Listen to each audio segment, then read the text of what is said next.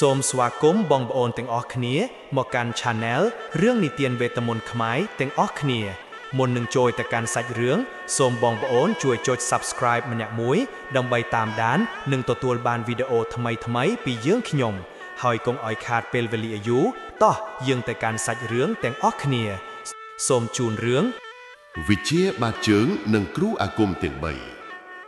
នៅតាមព្រៃជ្រៅនៃខេត្តឧត្តរមានជ័យមានគ្រូអាគម3នាក់រស់នៅក្បែរគ្នាគ្រូម្នាក់សុទ្ធតែមានអំណួតចំពោះវិជ្ជាដែលខ្លួនបានរៀនលោកគ្រូកែវគាត់មានមោទកភាពនឹងវិជ្ជាខ្យល់គាថាធ្វើឲ្យខ្លួនហោះហើរបានលឿនដូចខ្យល់លោកគ្រូភឿនគាត់អួតអាងនឹងវិជ្ជាដីគាថាធ្វើឲ្យដីបែកចេញជាប្រឡាយឬคล้ายជាវាលផកលោកគ្រូឋានគាត់មិនសូវសម្បួរសម្ដីដូចគេទេតែគាត់ចាស់វិជ្ជាបាតជើងអាចដើរលើផ្ទៃទឹកបានដូចដើរលើដីគោក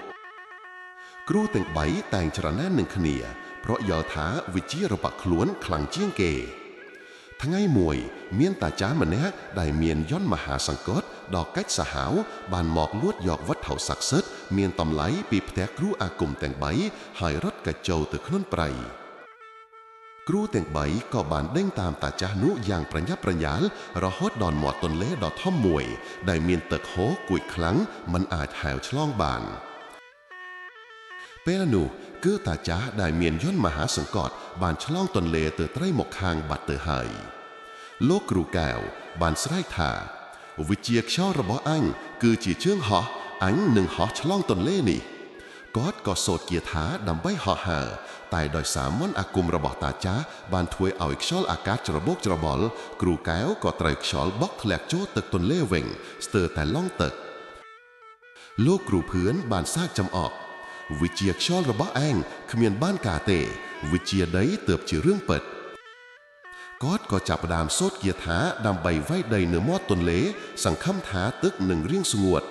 តែទឹកនៅតែបន្តហូរគួយចុះមកគ្មានស្រក់បន្តិចសោះឡើយគ្រូភឿនក៏អស់សង្ឃឹម